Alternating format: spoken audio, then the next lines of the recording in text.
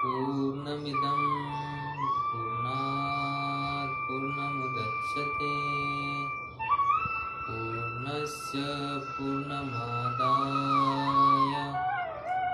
पूर्णमेवावशिष्यते। ॐ शान्तिः शान्तिः शान्तिः। हरिओम। आज का जो उपनिषद मंत्र है वो है आत्मानं रतिनं विद्धि शरीरं रतमेव तु बुद्धिं तु सारथिं विद्धि मनः प्रग्रहमेव च। बहुत अच्छी श्रुति है, सिंपल है, सामान्य। देखिए फिर से एक बार मैं उच्चारण करता हूं। आत्मानं रतिनं विद्धि शरीरं रथमेव तु बुद्धिं तु सारथिं विद्धि मनः प्रग्रहमेव च। इसका सीधा सीधा अर्थ है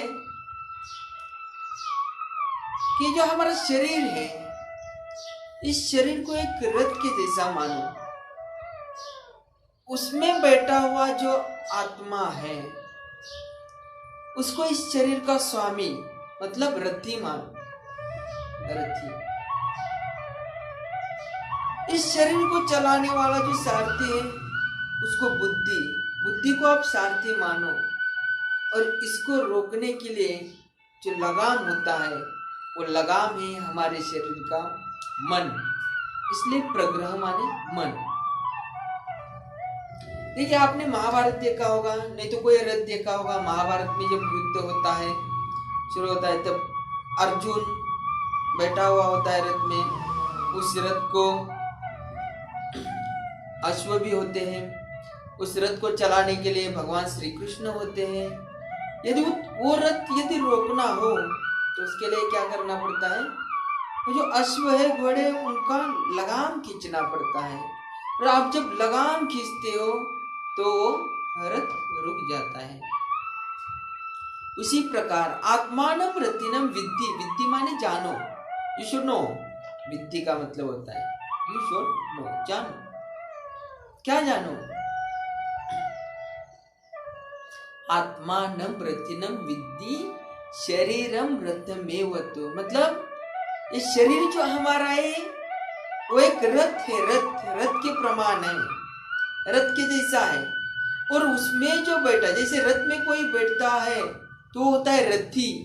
ध्यान रखना, रथ अलग है, रथी अलग है। जिस प्रकार से धन अलग है, धनी अलग होता है, उसी प्रकार रथ अलग होता है, रथी अलग होता है।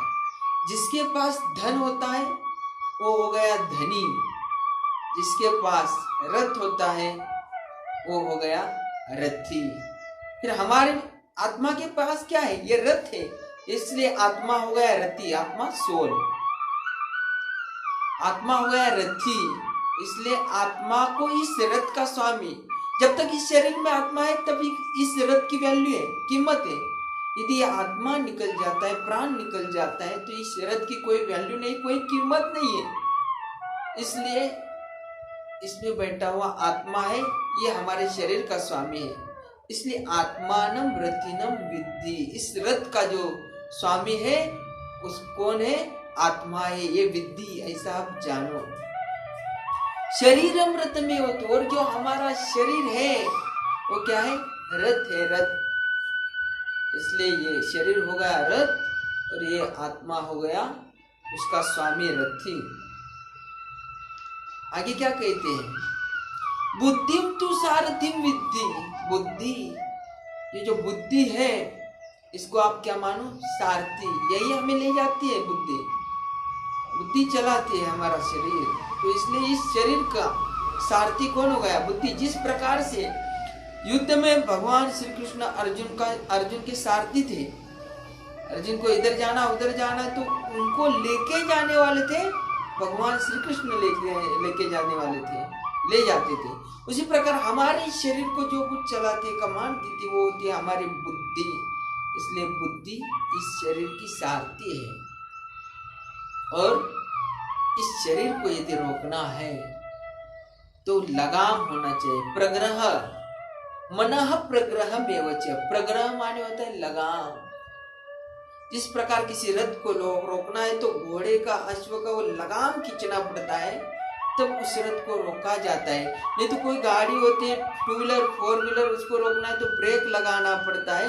उसी प्रकार हमारे शरीर को रोकने का लगाम है मन।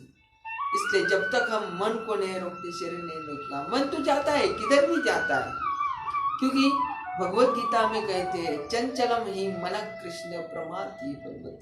ये मन बहुत चंचल है, इसलिए चलता रहता है, इधर जाता है उधर जाता है। लेकिन इस शरीर को रोकना है तो उस मन को खींचना पड़ता है, लगाम कंट्रोल करना पड़ता है, तब यह शरीर रुकता है।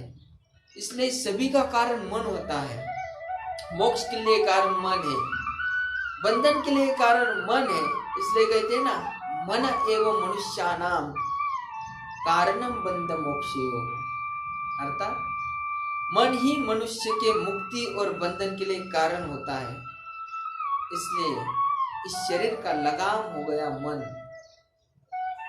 धन्यवाद। यदि आपको इसका अर्थ पसंद आया होगा तो आप जरूर इसे लाइक कीजिए, शेयर कीजिए और हमारे चैनल को सब्सक्राइब कीजिए।